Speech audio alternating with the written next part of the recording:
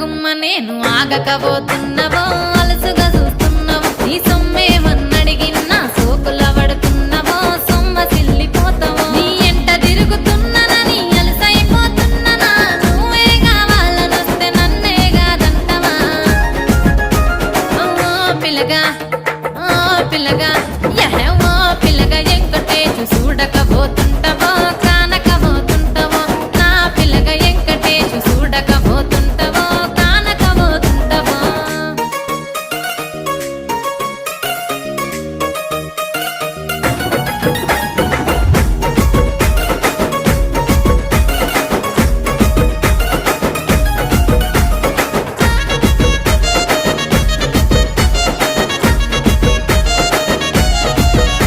ఓయ్ కండ్లకు కాటుక వెడితే కన్యాకుమారి